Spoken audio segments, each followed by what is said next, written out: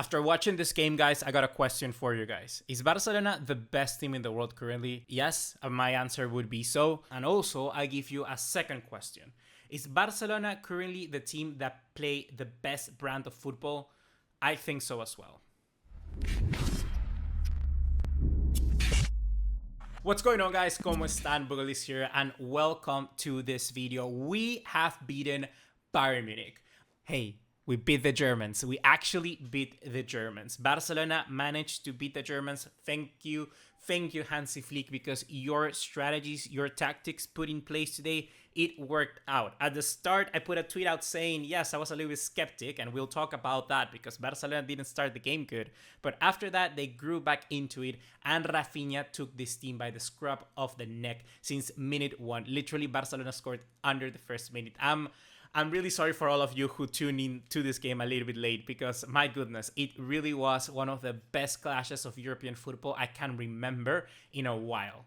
And after watching the performances of Raphinha today and Vinicius Jr., I kind of left wondering, guys, who do you think is the best Brazilian at the moment? If you could only pick one, who would you choose? Would you go for Vini, who scored a hat-trick yesterday, or would you go for Raphinha, who also scored a hat-trick today? So something that people might not tell you, and actually I do not want to forget it, so I'll mention it right now. Barcelona didn't have the best of starts in this game. So take a look at your screen right now, and you'll see on the left a little bit something called a momentum chart. You see at the top that you see Barcelona's, green bars. That means when Barcelona was attacking. When Barcelona were in control, you could say, of the game.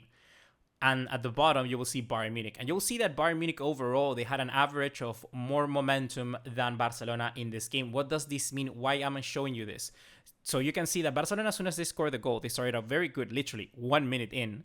But then after that, Bayern Munich took complete control. And when you see those two biggest spikes up there in the chart, that's when Harry Kane scored a goal that at the end was ruled offside. So it was sort of an indication that Barcelona's high line that they were using was, of course, very, very dangerous. It was super easy for Bayern Munich to find, empty spaces because the whole of the game was played in like less than 15, I would say 15 meters, maybe a little bit even less.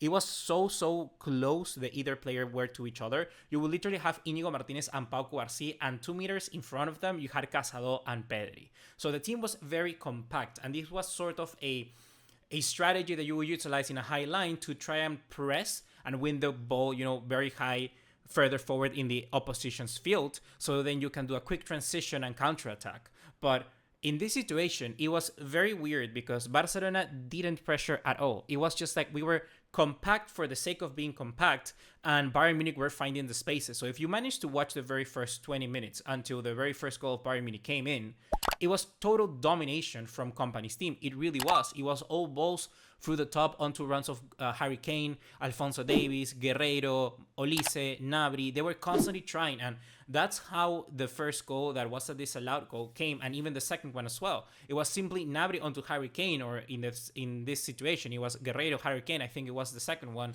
and that's just how it came in. So Barcelona, the one thing that really caught my eye was that Hansi Flick didn't adapt to this very quickly on.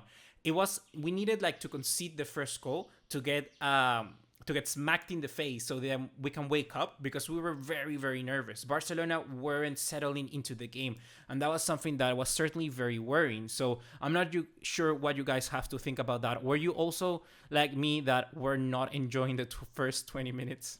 But regardless of this, guys, we still need to show immense gratitude to our 11 players that started this game and all of the other ones that came in as well. So Hansi Flick started this game with Iñaki Peña in goal. He went with Jules Koundé right back, Pau Cubarsí, Íñigo Martínez, and Alejandro Valdé, Pedri, Marc Casado, Fermín López, Lamine Yamal, Raphinha, and Robert Lewandowski. So Fermín López was the one to get the nod for this game, and it was I'm thankful that Hansi Flick is a manager and not me, because I would have put Ansu Fati in.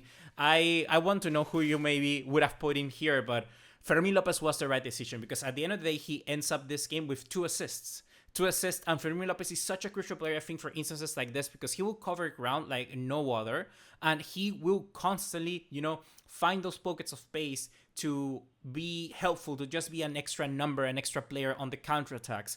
And that's exactly what we saw. Fermin literally being that guy, making a run for the second goal. We're going to watch the goals later, but his impact was just insane from Fermin Lopez. And he's a player that is very, very impactful no matter where he plays from the start, whether he enters in the minute 60 as a substitute. He's always there showing and enseñando, dando la cara. That's how you would say in Spanish. He's always there. He has rock steel balls for every chance. He will fight it out.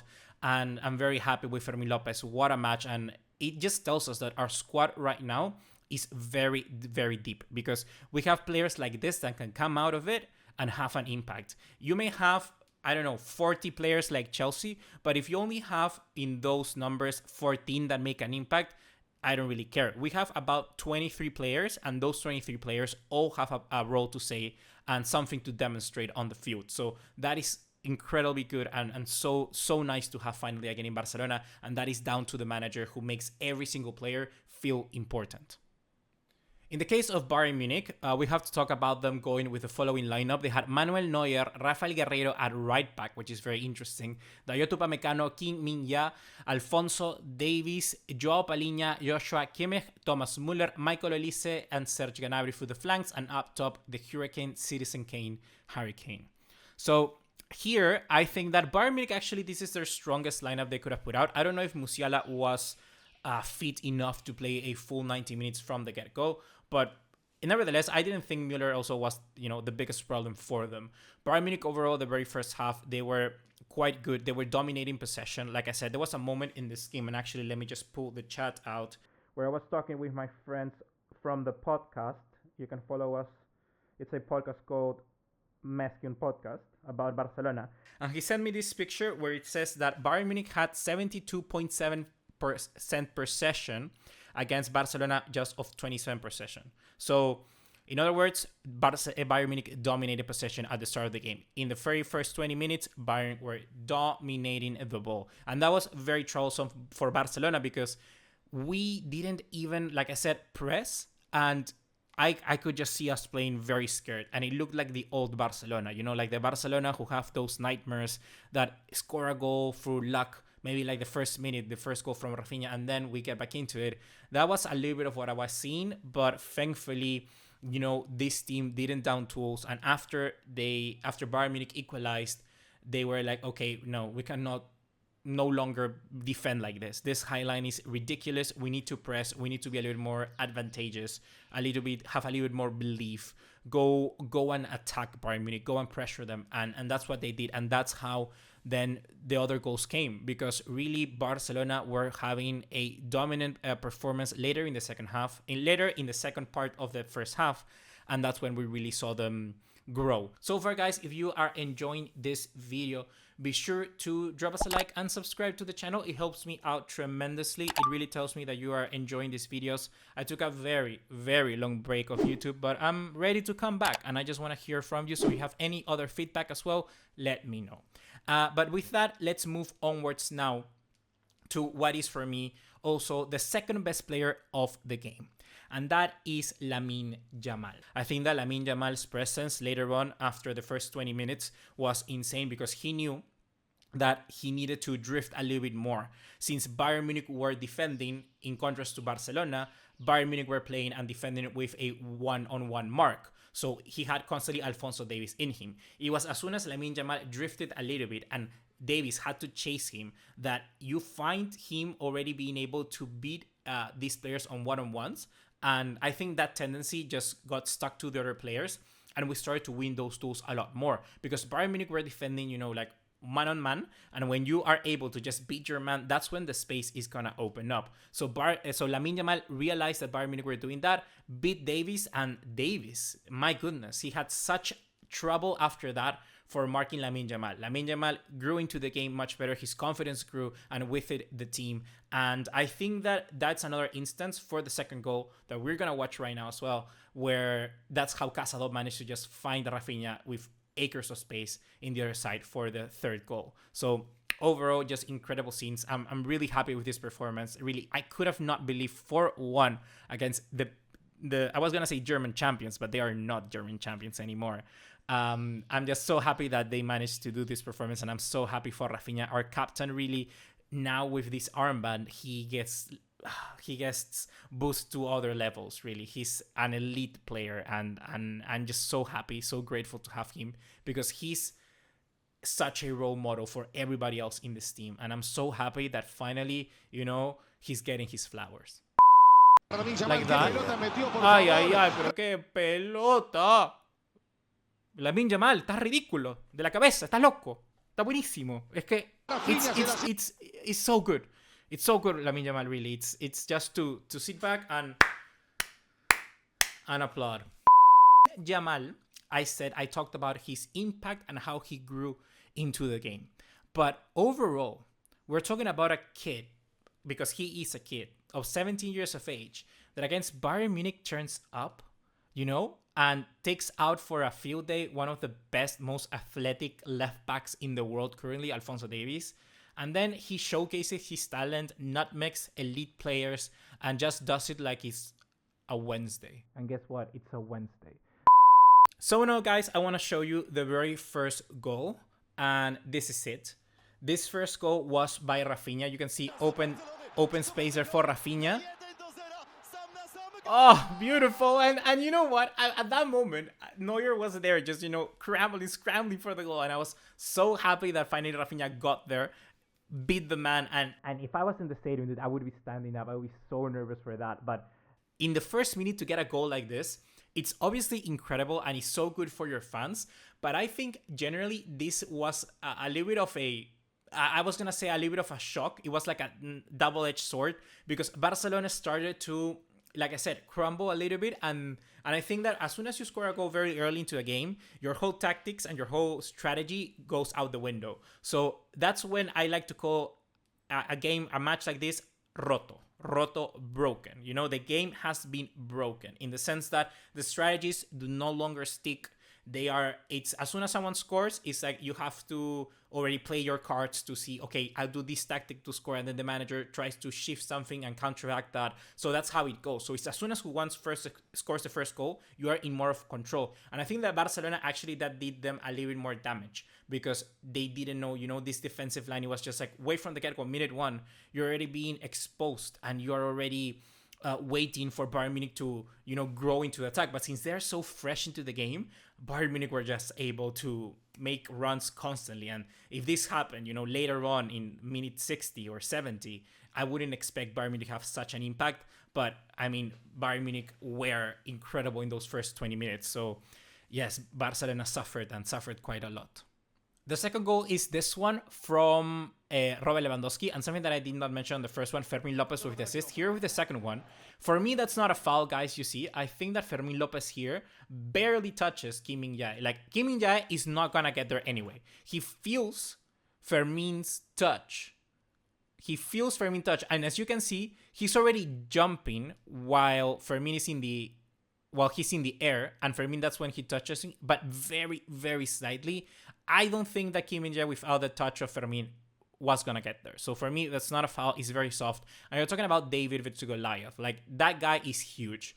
And a touch like that is not going to move you that much. I really don't think that. If you watch another replay, there are other cameras for this. It was much softer. It really, really was softer. And then after that, the ball comes here to Fermín. Fermín barely touches it, pings it, and takes out the game and the picture for both Upamecano and Neuer. And Lewandowski then with the finish. And that's 2-1 for Barcelona. The third goal, this one, you don't see it here, but the pass from Casado. So this is the pass from Casado really quickly. Let's see this. Casado with the pass on to Raphinha. What a wonderful pass. So the third goal, here we go. We watch the third goal now. Raphinha here. Everything he touched, Raphinha turned to absolute gold. I'm talking about every single chance that he had turned to gold. Raphinha had the ball here now, touched it, and then curves it between the legs of Upamecano. And that's how we managed to score the third goal. And that goal for me from Raphinha was very, very decisive. The reason that I say this is because you score that in a moment where Bayern Munich still were in the game. 2-1 is in the final few minutes of the first half. And scoring this goal just sends you to the dressing room crazy, mad, disappointed, with your emotions fluctuating high and low. So that goal by Raphinha was, I think, like a very big hit for Bayern Munich, for any team it would have been, particularly in the situation that it was. And this is a goal that it's two, if you can see, it's just two individual brilliances. It's Casado shifting the ball from one side to the other, and it's Raphinha cutting inside and scoring with his weaker foot. Like, it's absolute madness. This just tells you that when a team plays good, your players, everyone has the confidence to attempt riskier moves and bigger things. And this is an example of it for both Casado and Raphinha. So very good on both there, because they did incredibly well. With this goal, now both teams went into the half. And like I said, it was a big hit for Bayern Munich. And in the case of Barcelona, there were no substitutions, but we needed to continue playing the very same way. And thankfully, Hansi Flick realized that, and that's how it went. And that's how Barcelona managed to get the fourth goal. I mean, Bayern Munich were attacking a lot more, and Company, like I said, did late changes. But then in a counter-attack, 15 minutes into the second half, we have this. Counter-attack from Raphinha with an incredible ball from Lamine Yamal. And that's a tremendous finish from Raphinha with his left foot. Very strong, and Raphinha needs things like this. For me, I've been saying this. I think that Raphinha in big games turns up, and I cannot just imagine what's going to happen in the Clásico as well. I think that Barcelona are looking insane when it comes to attack. Real Madrid as well, in all fairness, and it's going to be a tremendous battle to see who's the best Brazilian. Is it Vinicius? Is it Raphinha? I already asked the question. If you haven't answered, let me know.